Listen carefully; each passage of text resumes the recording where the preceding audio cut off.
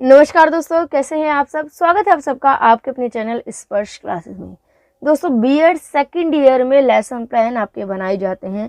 आपके जो भी पेडागोजी के सब्जेक्ट से दोनों सब्जेक्ट्स पर 15 लेसन प्लान बनते हैं। हालांकि सेकंड ईयर के अंदर आपका कोई पेडागोजी का सब्जेक्ट नहीं होता है, वो सिर्फ फर्स्ट ईयर के अंदर होता है, लेकिन लेसन प्लान आपके दोनों ईयर्स में बनते हैं, फर्स्ट ईयर में भी और सेकेंड ईयर में भी। तो सेकेंड ईयर के अंदर आपके 15 लेसन प्लान बनाए जाते हैं। लेकिन यहाँ पर एक बात क्या आ जाती है, वो ये आ जाती है कि जो सेकंड ईयर के अंदर लेसन प्लान बनते हैं वो बनते हैं आपके 5 प्लान, यानी कि कंस्ट्रक्टिव अप्रोच पर। इसको हम हिंदी में कह सकते हैं रचनात्मकता के आधार पर आपके जो लेसन प्लान है वो बनाए जाते हैं। अब ये कंस्ट्रक्टिव अप्रोच पर लेसन प्लान कैसे बनाएं, ये क्या होता है, इसी को ही हम आज की इस वीडियो में डिटेल से समझेंगे। इस वीडियो को देखने के बाद आप इजीली लेसन प्लान आराम से बना पाएंगे। ठीक है, इसके बाद सैंपल वगैरह वो सब चीज़ें आपको इस वीडियो में बताई जाएगी, तो इसलिए इस वीडियो को लास्ट तक ज़रूर देखिएगा। और कोई भी अगर डाउट हो तो आप कमेंट बॉक्स में पूछ सकते हैं। तो चलिए ज़्यादा समय न लेते हुए शुरू करेंगे आज की इस वीडियो को। देखिए दोस्तों, हमारे पास है 5 प्लान। 5 का मतलब यहाँ पर है, इसमें 5 ई यूज होते हैं। 5 ई का मतलब 5 ई कौन कौन से होते हैं। सबसे पहला होता है एंगेज, यानी कि इसमें क्या होता है कि एज अ टीचर आपकी रिस्पॉन्सिबिलिटी बनती है कि सबसे पहले आप बच्चों को एंगेज करने की कोशिश करें। जो बच्चे अपने अपने काम में लगे हुए हैं उन सभी बच्चों को आपको अपने टॉपिक के प्रति एंगेज करना है, टॉपिक में लगाना है, उनका ध्यान केंद्रित करना है, उनका अटेंशन गेन करना है। तो फर्स्ट ई का मतलब हुआ एंगेज करना। इसके बाद सेकंड ई आता है आपका एक्सप्लोर, यानी कि खोज करना। अब आप इसके अंदर क्या होता है कि बच्चे को मौका देते हैं कि बच्चा खुद से नॉलेज को एक्सप्लोर करने की कोशिश करे, खुद से कुछ नया डिस्कवर करने की कोशिश करे। कंस्ट्रक्टिविज्म का मतलब क्या होता है, हमने पढ़ा है, आपने वर्क एजुकेशन के अंदर पढ़ा होगा कंस्ट्रक्टिविज्म, यानी कि रचनात्मकवाद, जहां पर टीचर्स आकर डायरेक्ट लेक्चर मेथड से नहीं पढ़ाते, बल्कि बच्चों को खुद से डिस्कवर करने का मौका देते हैं, बच्चे खुद से नॉलेज को कंस्ट्रक्ट करते हैं। तो बच्चे पूरी तरीके से यहाँ पर क्या रहते हैं, एक्टिव रहते हैं, और टीचर्स सिर्फ उनका हेल्प करते हैं, उनको गाइड करते हैं। तो सबसे पहले स्टेप में हम बच्चे को एंगेज करेंगे, उनको रेडी टू लर्न करेंगे। सेकंड नंबर पर हम एक्सप्लोर कराने के लिए बच्चे को मोटिवेट करेंगे कि बच्चा खुद से चीज़ों का एक्सप्लोर करे, खुद से नॉलेज को डिस्कवर करे। थर्ड ई का मतलब आ जाता है एक्सप्लेन करना। अब जो बच्चे ने एक्सप्लोर किया, अब ऐसा तो नहीं ना कि बच्चे खुद से सब कुछ एक्सप्लोर कर लेंगे कम्प्लीटली, नहीं। हो सकता है बच्चे ने थोड़ा एक्सप्लोर किया हो, थोड़ा और ज़रूरत हो, सही एक्सप्लोर किया कि नहीं, कुछ गलत भी हो सकता है, सही भी हो सकता है, थोड़ा कम ज़्यादा कैसे भी हो सकता है। तो आप उस सब का एक कंक्लूजन निकाल कर एक बिल्कुल क्लियर एक्सप्लेनेशन जो है बच्चों को दे देंगे, ताकि जहाँ जो बच्चों ने जो भी एक्सप्लोर किया उनकी वो इवैल्यूएशन हो जाता है, उनको पता चल जाता है कि उनका एक्सप्लोरेशन यानी कि उनकी जो खोज है, डिस्कवरी है, वो कितनी सही है कितनी नहीं है। तो थर्ड नंबर पर क्या होता है कि आप अपने टॉपिक को, कंटेंट को पूरी तरीके से एक्सप्लेन कर देते हैं। स्टूडेंट के माइंड में जो डाउट्स आ रहे होते हैं उनको आप क्लियर कर देते हैं। फोर्थ ई का मतलब होता है एलिब्रेट करना, यानी कि विस्तार करना, ये एक्सपेंड करना। यहाँ पर क्या होता है कि आप बच्चे को और ज़्यादा मौका देते हैं। सबसे पहले अपने बच्चे को तैयार किया, रेडी टू लर्न या एंगेज किया। इसके बाद आपने बच्चे को कुछ डिस्कवर करने का मौका दिया, एक्सप्लोर करने का, आपने अपने कंटेंट को एक्सप्लेन किया। अब आप उसको रियल लाइफ से जुड़े हुए बच्चे से कुछ क्वेश्चन आंसर पूछते हैं, कुछ प्रोबेबिंग क्वेश्चंस पूछते हैं, ताकि और ज़्यादा डीप नॉलेज बच्चे को उस कंटेंट की मिल सके। अभी इनके बारे में डिटेल से भी देखेंगे, तो इसलिए टेंशन मत लीजिएगा, पूरी वीडियो को ध्यान से देखिएगा। लास्ट में 5 ई का मतलब होता है इवेल्युएट करना, मूल्यांकन करना, कि टीचर जो होते हैं इवेल्युएट करते हैं कि उन्होंने जो पढ़ाना था वो पढ़ाया कि नहीं पढ़ाया, जो उनके ऑब्जेक्टिव थे पूरे हुए कि नहीं हुए। तो इन्हीं 5 ई की वजह से इस प्लान को कंस्ट्रक्टिव अप्रोच प्लान या 5 ईज प्लान कहा जाता है। आई होप यहाँ तक आपको क्लियर हुआ होगा। अब one by one in 5 steps को या 5 ईज को जो है हम देखते हैं, डिस्कस करते हैं। तो सबसे पहला जो आपका ई आता है वो आता है एंगेज करना, यानी कि बच्चों को संलग्न करना। इसके अंदर क्या आता है, देख सकते हैं आप, this stage provide the opportunity for the teachers to discover what student know and what they think they know. यानी कि यहाँ पर क्या होता है कि टीचर्स एक तरीके से फर्स्ट ईयर के अंदर जो आपने इंट्रोडक्शन स्किल की थी वो ये एंगेजिंग स्किल है। यहाँ पर आप ये जानने की कोशिश करते हैं कि बच्चा ऑलरेडी कितना जानता है, बच्चे को कितना समझ है, बच्चा इस टॉपिक की कितनी नॉलेज रखता है, बच्चे का लेवल क्या है, आप ये जानने की कोशिश करते हैं। साथ ही साथ बच्चों को इंटरेक्ट करने की कोशिश करते हैं, उनका जो अटेंशन है वो गेन करने की कोशिश करते हैं। और यही सेम काम आप इंट्रोडक्शन स्किल में करते थे। तो फर्स्ट स्टेज जो होती है आपकी, वो सेम एज हो जाती है जो कि थी आपकी कौन सी, इंट्रोडक्शन स्किल। यानी कि प्रस्तावना कौशल। तो एंगेज में आप क्या करते हैं, इंट्रो करते हैं, जहाँ पर आप बच्चे के मन की बात जानते हैं, बच्चे का लेवल जानते हैं, साथ ही साथ उनको ध्यान आकर्षित करने की कोशिश करते हैं। तो आप देख सकते हैं यहाँ पर क्या क्या करते हैं। एज अ टीचर्स आप बच्चों का इंटरेस्ट क्रिएट करने में उनको मदद करते हैं, उनकी रुचि उत्पन्न करने में मदद करते हैं।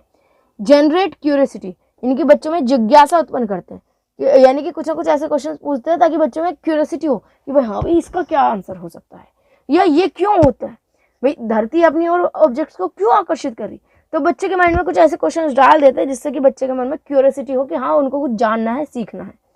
रेज क्वेश्चंस, बच्चे से क्वेश्चन आंसर पूछ सकते हैं। इंटरव्यू में ऑब्वियसली आप क्वेश्चन आंसर ही पूछते हैं ताकि बच्चों का लेवल पता चल सके। बच्चा क्या करता है यहाँ पर, टीचर्स के जो क्वेश्चन है उनका आंसर देते हैं, अपना इंटरेस्ट शो करते हैं। एक्टिविटी आप क्या क्या कर सकते हैं इस स्टेज के अंदर, आप बच्चों को कोई डेमो करके दिखा सकते हैं, बच्चों को कोई रीडिंग करा सकते हैं या कर सकते हैं खुद, Q&A कर सकते हैं, क्वेश्चन आंसर पूछ सकते हैं, या ब्रेन स्टॉर्मिंग यानी कि मस्तिष्क उद्वेलन। ब्रेन स्टॉर्मिंग मतलब बच्चों का माइंड सेट कर सकते हैं, ये कह सकते हैं ब्रेन स्टॉर्मिंग मतलब माइंड सेट करना।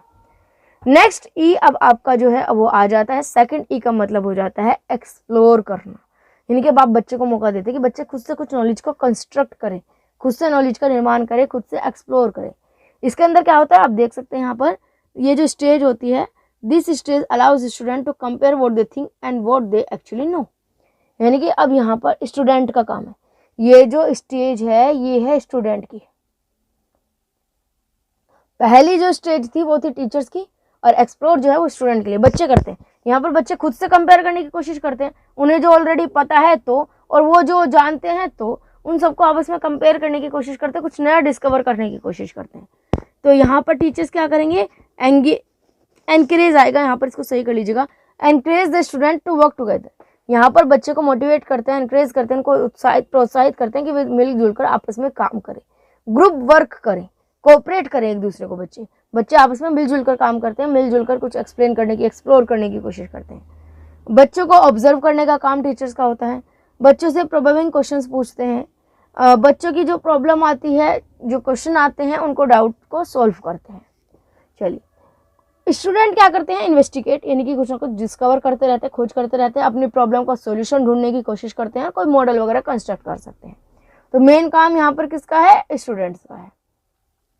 थर्ड स्टेज पर चलते हैं। थर्ड स्टेज में आ जाता है आपका एक्सपेंड करना या एक्सप्लेन करना, सॉरी एक्सपेंड नहीं आएगा, एक्सप्लेन करना। एक्सप्लेन के अंदर क्या होता है कि आप जो कंटेंट है वो आप पूरा प्रॉपर वे में कंसेप्ट जो है वो बच्चों को एक्सप्लेन कर देते हैं। तो यहाँ पर आप कंसेप्चुअल सेंस डेवलप करने की कोशिश करते हैं, बच्चे को कंसेप्ट बताते हैं, मेन आइडियाज़ बताते हैं, वो मेन टॉपिक बताते हैं। बच्चे का जो प्रीवियस नॉलेज है, प्रीवियस एक्सपीरियंस है, जो बच्चे को अनुभव मिला है एक्सप्लोरेशन से, सेकंड स्टेज के अंदर बच्चे को जो भी एक्सपीरियंस मिला उसको जोड़कर नया बच्चे को जो है कंसेप्ट सिखा देते हैं। तो यहाँ पर टीचर्स क्या करते हैं, बच्चे को मोटिवेट करते हैं ये जानने में कि भाई जो टॉपिक है उसकी डेफिनेशन क्या है मेन, और बच्चे से खुद भी पूछते हैं कि भाई इसकी डेफिनेशन आप खुद बताइए अपने शब्दों में। आपसे थोड़ा सा आपने एक्सप्लोर किया, अब आपसे खुद पूछ लेंगे भाई शिक्षा से आप क्या समझते हैं, खुद से डेफिनेशन बताइए। बच्चों से एविडेंस पूछ सकते हैं, प्रूफ मांग सकते हैं, रीजंस पूछ सकते हैं, ताकि एक हेल्दी डिस्कशन में बच्चे का खुद से खुद ही क्वेश्चन आंसर हो जाए और बच्चे को नॉलेज मिल जाए। यहाँ पर जो टीचर्स है बच्चे की जितनी भी प्रीवियस नॉलेज है, जो अनुभव है बच्चे का, उसको एज अ बेस तैयार करते हैं, या कहें तो एज अ बेस इस्तेमाल करते हैं, उसका एक आधार बनाते हैं और बच्चे को कंसेप्ट को एक्सप्लेन कर देते हैं। स्टूडेंट क्या करते हैं, वो एक्सप्लेनेशन वगैरह करते हैं, आइडियाज सपोर्ट करते हैं, अपने एविडेंस वगैरह देते हैं, थिंक करते हैं, सोचते हैं, कंपेयर करते हैं, एनालिसिस करते हैं। तो वो सारा काम करते हैं टीचर्स के साथ मिलकर। नेक्स्ट स्टेज जो आपकी आती है वो आती है आपका फोर्थ ई, जिसमें आ जाता है एलिब्रेट करना या एक्सपेंड करना। यानी कि आपने सबसे पहले किया क्या, बच्चे को रेडी किया, सेकंड नंबर पर बच्चे ने खुद से उसके बारे में सीखने की कोशिश की, थर्ड स्टेज में आपने पूरा क्लियर कर दिया, फोर्थ स्टेज के अंदर आप उस नॉलेज की, उस टॉपिक की और डीप स्टडी करने के लिए कहते हैं, और डीप उसको थोड़ा सा और ज़्यादा एक्सपेंड करते हैं, नॉलेज को और ज़्यादा डीपली जाते हैं। आप यहाँ पर कह सकते हैं कि इस स्टेज के अंदर क्या होता है, बच्चे जो होते हैं, जो बच्चों को नॉलेज मिली है उसको रियल लाइफ में अप्लाई करते हैं, रियल न्यू सिचुएशंस में अप्लाई करने की कोशिश करेंगे। इसका मैं एक प्रॉपर एग्जांपल दूंगी जिससे सारी चीज़ें आपको क्लियर हो जाएगी। यहाँ पर बच्चे क्या करते हैं कि जो नॉलेज उनको मिली है उसको न्यू सिचुएशन में अप्लाई करने की कोशिश करेंगे या रियल लाइफ में अप्लाई करने की कोशिश करेंगे। तो एक तरीके से कह सकते हैं यहाँ पर बच्चे एक्सपेरिमेंट वगैरह करते हैं, थिंक करते हैं, और टीचर्स उनको मोटिवेट करते हैं कि हाँ जो उनको कॉन्सेप्ट सिखाया गया है उसको रियल लाइफ में अप्लाई कर सके, न्यू कॉन्सेप्ट बता सकते हैं। आप कह सकते हैं यहाँ पर कि बच्चों से एग्जाम्पल्स पूछना शुरू कर देते हैं। टॉपिक बताया, टॉपिक समझा दिया, अब बच्चे से एग्जाम्पल पूछेंगे कि इसके और क्या एग्जाम्पल्स हो सकते हैं। तो बच्चे सोचेंगे, समझेंगे, विचार करेंगे, उसके बाद एक एक करके जो है एग्जाम्पल बताएंगे। लास्ट ई हो जाता है आपका इवेल्युएट, जिसके अंदर आप देखते हैं कि भाई आपने क्या सिखाया है और बच्चे ने कितना सीख लिया है। यहाँ पर मेनली काम टीचर्स का होता है कि वो बच्चों को असेस करते हैं, ये देखते हैं उनको कितनी नॉलेज मिली, कितनी अंडरस्टैंडिंग मिली, कितनी स्किल्स डेवलप हुई, बच्चे क्या जानते हैं, तो वो सभी चीज़ों के बारे में क्या करते हैं, इवेल्युएट करते हैं। तो ये 5E आपका होता है। अगर इसका एक प्रॉपर मैं एग्जाम्पल की बात करूं तो आप एग्जाम्पल कोई भी मैथ्स का टॉपिक ले सकते हैं A to Z। मान लीजिए ट्रिग्नोमेट्री ही हुआ, ठीक है, या इसकी बजाय आप एंगल भी ले सकते हैं, एंगल्स वगैरह आपको बच्चे को पढ़ाना है, ठीक है। एंगल का लेते हैं एग्जाम्पल, सबसे अच्छा रहेगा। एग्जाम्पल कौन सा लेंगे, एंगल का, कि आपका टॉपिक ये है बच्चे को एंगल्स पढ़ाने हैं, ठीक है। अब आप क्या करेंगे, बच्चों से सबसे पहले तो बच्चे को एंगेज करने की कोशिश करेंगे। बच्चे से पूछेंगे भाई ये क्या है, बच्चे बताएंगे कि लाइन्स है, ड्रॉ करेंगे आप, ये क्या है, ये भी एक लाइन है। अगर हम इन दोनों को मिला दे, ज्वाइन करा दे तो क्या होगा। अब बच्चे थोड़ा सा सोचेंगे, सब बच्चे अपने अपने हिसाब से अलग अलग आंसर देंगे, क्योंकि वो नहीं जानते कि ये एंगल होते हैं। धीरे धीरे अब आप जो है उनको मौका देंगे, बच्चे खुद से सोचेंगे, करेंगे, कोशिश करेंगे। आप उनको बता सकते हैं कौन होता है। जब भी आप किसी भी दो लाइंस को आप मिलाते हैं, ज्वाइन कराते हैं, तो उनके बीच की जो झुकाव होता है, बीच का जो डिस्टेंस होती है, उसको हम एंगल कहते हैं, ठीक है। अब आप ये पूछ सकते हैं बच्चों से कि ऐसे कितने तरह के एंगल होते हैं, ऐसे कितने तरह के एंगल्स हो सकते हैं। तो बच्चे खुद से सोचेंगे, एक्सप्लोर करेंगे, भाई ये भी हो सकता है, ये एंगल भी हो सकता है, ये भी हो सकता है, या इस तरह का एंगल्स भी हो सकते हैं। तो अलग अलग टाइप के एंगल हो सकते हैं, बच्चे बनाने की कोशिश करेंगे। लास्ट में थर्ड स्टेज में आप एक्सप्लेन कर देंगे उस चीज़ को। फोर्थ स्टेज में आप और ज़्यादा एलोब्रेट करने की कोशिश करेंगे। अब आप यहाँ पर क्या हो सकता है, आप पूछ सकते हैं कि ये जो एंगल है, इसकी आप बच्चे को बता देंगे कि ये 100 डिग्री का एंगल है, लगभग बता दिया। तो इसके थ्रू कोई और क्वेश्चंस आप दे सकते हैं, या आप बच्चे को एक एंगल बनाकर दे देंगे, कहेंगे कि इस एंगल को मेजर करो कि भाई कितना है। तो जो थ्योरी बच्चे ने पढ़ी है, जो सीखा है, कंसेप्ट सीखा है, उसको बच्चा अप्लाई कर रहा है अलग अलग सिचुएशन में। आप कहेंगे कि भाई ये आपका एक एंगल है, इसको मेजर करो, तो बच्चा उसको मेजर करके बताएगा। तो ये हो सकता है आपका एलिब्रेट करना, और लास्ट में हो जाता है इवेल्युएट करना। इसके अलावा एलिब्रेशन का एक एग्जाम्पल और हो सकता है, ट्रिग्नोमेट्री अगर आप लें तो पहले बच्चे को जो है फॉर्मूला वगैरह बता दिया, और उसके बाद जब आप अलग अलग क्वेश्चन देते हैं और बच्चे इस फॉर्मूले को अलग अलग क्वेश्चंस में, अलग अलग सिचुएशन में अप्लाई करते हैं, तो वो आ जाता है आपका एलिब्रेशन में, यानी कि एक्सपेंडेशन में, और ज़्यादा विस्तार करना। तो ये आपके 5E प्लान होते हैं। ये आपके सामने साइंस का एक प्लान है सेकेंड ईयर का कंस्ट्रक्टिव अप्रोच पर। यहाँ पर आपको हेडिंग हो सकता है अलग दिखे, लेकिन आप 5E के अकॉर्डिंग भी हेडिंग डाल सकते हैं, मतलब उनका वही है। सबसे पहले आपने देखी थी 5E में एंगेज करना, ठीक है। एंगेज करने के लिए हम क्या करते हैं, एंगेज करने के लिए हम स्टूडेंट्स से उनके प्रीवियस नॉलेज के बारे में जानते हैं कि वो ऑलरेडी कितना जानते हैं, उनको इंटरेस्ट करने की कोशिश करते हैं, ठीक है, उनका इंटरेस्ट गेन करने की कोशिश करते हैं। उसके लिए हम क्वेश्चन पुट अप कर सकते हैं, एक्टिविटी कर सकते हैं। तो कहीं ना कहीं जो भी हम क्वेश्चंस पुट करते हैं या कोई एक्टिविटी करते हैं, वो उनके रियल लाइफ से जुड़े हुए क्वेश्चंस पूछते हैं। वो हम ऐसे क्वेश्चंस पूछते हैं जिनका हमें पता है कि वो ऑलरेडी जानते हैं इसके बारे में, तो वो नॉलेज उनके पास कॉन्क्रीट फॉर्म में होती है। तो इसीलिए हम इसको फर्स्ट पॉइंट को मूर्त अनुभव या कॉन्क्रीट एक्सपीरियंस भी कह सकते हैं। इनको आप चाहे तो, अगर आप पेंसिल कॉपी ले रहे हो तो आप लिख भी सकते हैं, कॉपी पेन ले रहे हो तो, ठीक है। तो इसको मूर्त अनुभव या कॉन्क्रीट एक्सपीरियंस भी हम इसको कह सकते हैं। और 5E के अकॉर्डिंग डालना हो तो ये पॉइंट आपका बन जाएगा एंगेज, ठीक है। इसमें क्या होता है, हम प्रीवियस नॉलेज से रिलेटेड कुछ क्वेश्चंस पूछते हैं ताकि स्टूडेंट्स जो है वो रेडी हो सके। तो यहाँ पर आप देख सकते हैं टीचर्स ने क्वेश्चंस पूछे कुछ और स्टूडेंट्स ने उनके आंसर दिए। अब इस पूरे एक्टिविटी में आपने जो भी टीचिंग एड यूज किए हो, कोई डेमो करके अगर स्टूडेंट्स को दिखाया हो, तो वहां आप टीचिंग एड्स में लगा सकते हैं। जैसे यहाँ पर आपका लेसन प्लान किस टॉपिक पर है, केमिस्ट्री का लेसन प्लान है, और हमें मिश्रण के बारे में बताना है। ठीक है। मिश्रण में हमने नॉर्मली क्वेश्चन पूछा कि जब हमें प्यास लगती है हम क्या पीते हैं, तो स्टूडेंट्स ने नॉर्मली बता दिया पानी पीते हैं। खीर को मीठा बनाने के लिए इसमें क्या यूज करते हैं, चीनी डालते हैं। चीनी को जब पानी में मिलाया जाता है तो क्या होता है, चीनी पानी में घुल जाती है। यदि इस मिश्रण में रेत मिलाई जाए तो क्या वह घुलेगी, नहीं घुलेगी। ठीक है, तो इसको करने के लिए एक्टिविटी भी हमने साथ साथ करके स्टूडेंट्स को दिखा दी। अब नेक्स्ट आता है हमारा, क्या आया था बताइए सभी, सेकंड पॉइंट क्या था, एक्सप्लोर। इसमें क्या करते हैं, हम थोड़ा सा और स्टूडेंट्स को नई नॉलेज की तरफ लेकर जाते हैं, जो हमें पढ़ाना होता है टॉपिक उसकी तरफ थोड़ा सा लेकर जाते हैं। कुछ ऐसे क्वेश्चंस पूछते हैं जहां पर स्टूडेंट्स को थोड़ा बहुत सोचना पड़े, थोड़ा बहुत दिमाग लगाना पड़े। ठीक है, तो यहाँ पर हमने क्वेश्चंस पूछा, इसीलिए इस पॉइंट को कहते हैं अवलोकन तथा चिंतन, रिफ्लेक्शन कह सकते हैं हम इसको, थिंकिंग एंड रिफ्लेक्टिंग। मतलब स्टूडेंट्स थिंक करते हैं, सोचते हैं। तो हमने स्टूडेंट्स से पूछा कि क्या रेत व पानी के मिश्रण को दोनों अवयव, मतलब रेत और पानी दोनों अलग अलग दो अवयव हो गए, इन दोनों को अलग अलग देखा जा सकता है। स्टूडेंट्स थोड़ा सा सोचेंगे, बताएंगे जी हाँ। क्या इन अवयवों को अलग अलग किया जा सकता है, हाँ किया जा सकता है। कैसे किया जा सकता है, तो वो बताएंगे छान कर या निथार कर। अगर स्टूडेंट्स रिप्लाई कर देते हैं तो बेस्ट है, नहीं करते हैं तो आप उनके आंसर को पूरा करके इस चीज को पूरा कर देंगे। साथ में जो एक्टिविटी की वो आपने यहाँ पर टीचिंग एड्स में दिखा दी। नेक्स्ट चलते हैं, थर्ड ई आपका क्या था, एक्सप्लेन। अब आपने इस चीज को पूरी तरीके से एक्सप्लेन कर दिया। अब जो आप एक्सप्लेन कर रहे हैं वो मिश्रण के बारे में, इसके बारे में स्टूडेंट्स ऑलरेडी कुछ नहीं जानते। ठीक है, तो ये कहीं ना कहीं स्टूडेंट्स के लिए अमूर्त अवधारणा कहलाती है, या कहें तो एब्स्ट्रैक्ट नॉलेज कहलाती है, क्योंकि स्टूडेंट्स इसके बारे में अभी तक कुछ भी नहीं जानते थे। अभी तक ये नॉलेज स्टूडेंट्स के लिए अमूर्त है, एब्स्ट्रैक्ट है, इसलिए इस पॉइंट को हम अमूर्त अवधारणा भी कह सकते हैं। और 5E के अकॉर्डिंग आप लिखें तो इसको एक्सप्लेन या व्याख्या भी लिख सकते हैं।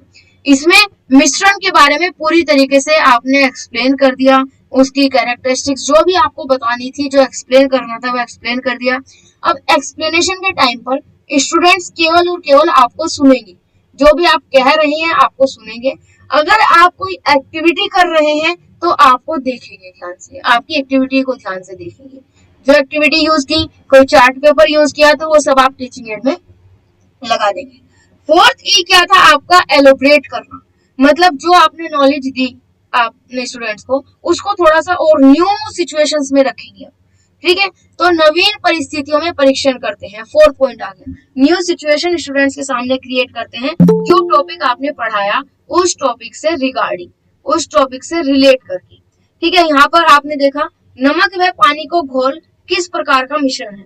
आपने ऊपर अभी सब कुछ बताया, ठीक है, आपने ऊपर मिश्रण के बारे में बताया, ये भी बताया कि मिश्रण दो तरह के होते हैं, समांगी विषमांगी, वो कौन कौन से होते हैं, उनकी क्या कैरेक्टरिस्टिक्स होती है, सब बताया। अब जो आपने बताया उससे रिलेटेड नई आपने सिचुएशन क्रिएट कर दी कि अगर हम नमक और पानी को एक जगह घोले तो ये मिश्रण किस तरीके का मिश्रण होगा। तो स्टूडेंट्स सोचेंगे ऊपर आपकी जो एक्सप्लेनेशन है उसके अकॉर्डिंग और बताएंगे कि समांगी मिश्रण है।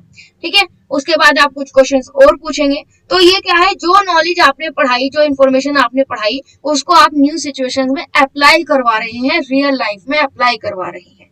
लास्ट में आपका आ जाता है इवेल्युएशन करना, यानी कि आप मूल्यांकन करते हैं कि स्टूडेंट्स ने जो हमने पढ़ाया वो समझा कि नहीं समझा। इसमें आप क्वेश्चन आंसर पुट अप कर सकते हैं या होमवर्क दे सकते हैं।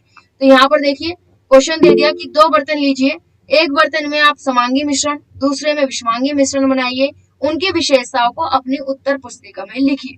बिल्कुल अलग न्यू सिचुएशंस आपने जो है स्टूडेंट्स को दे दी, तो वो नेक्स्ट टाइम जब होमवर्क करके लेकर आएंगे तब वहां पर आप इवेल्युएट करा पाएंगे कि हाँ, हमने जो पढ़ाया था टॉपिक उसको स्टूडेंट्स ने पूरी अच्छी तरीके से क्लियरली समझ लिया है। तो ये था हमारा 5E लेसन प्लान, जो कि कंस्ट्रक्टिविस्ट के अंदर आता है, या कहीं कंस्ट्रक्टिव अप्रोच के अंदर आता है। कंस्ट्रक्टिव अप्रोच के अंदर और भी बहुत सारे मॉडल आ सकते हैं, उसी में से एक है 5E मॉडल।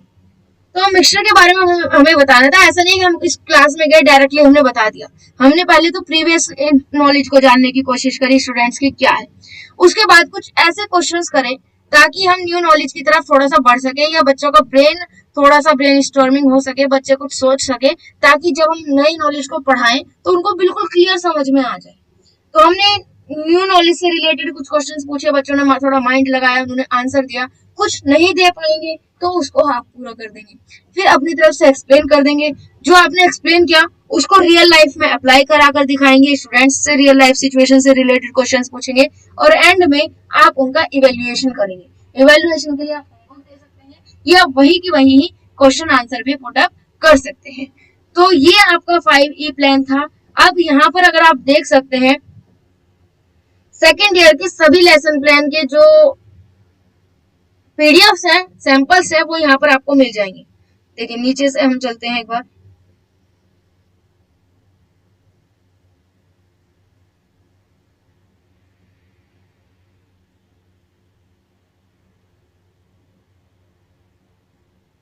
देखिए ये सेकेंड ईयर जिसके आगे लिखा हुआ है ये 5E लेसन प्लान है।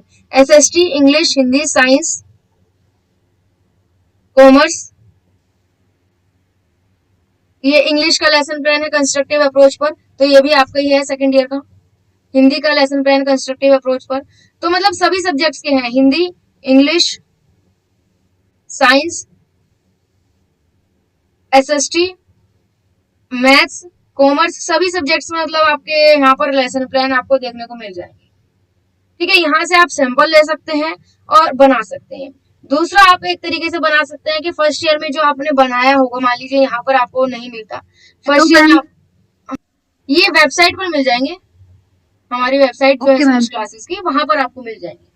ठीक है, अगर ये नहीं मिल पाते आपको, ठीक है, या आपको नहीं समझ आ पाती, तो आपने जो फर्स्ट ईयर में बनाया होगा इंट्रोडक्शन स्किल को आप एंगेजमेंट में लिख सकते हैं, एंगेज वाली फर्स्ट ई में। सेकंड ई के लिए आप एक दो क्वेश्चन खुद से तैयार कर सकते हैं। थर्ड ई के लिए एक्सप्लेन के लिए आप एक्सप्लेनेशन लिख सकते हैं। फोर्थ एलोबरेट में थोड़े से आप एग्जांपल्स दे सकते हैं रियल लाइफ से जुड़े हुए, या रियल लाइफ से जुड़े हुए को क्वेश्चंस पूछ सकते हैं जो कि आप क्वेश्चनिंग स्किल में करते थे। ठीक है, और लास्ट में इवेल्युएशन में आप होमवर्क दे सकते हैं। तो इस तरीके से आप फर्स्ट ईयर के लेसन प्लान को भी सेकेंड ईयर के लेसन प्लान में कन्वर्ट कर सकते हैं। तो दोस्तों आई होप आपके सभी डाउट्स क्लियर हो गए होंगे। वीडियो अगर आपको पसंद आई होगी तो लाइक शेयर जरूर कीजिएगा और साथ ही साथ इसी तरह की और वीडियोस को पाने के लिए चैनल को सब्सक्राइब कर बेल आइकन को प्रेस करना ना भूलें। आज के लिए बस इतना ही, मिलते हैं आने वाली वीडियो में। आज के लिए धन्यवाद।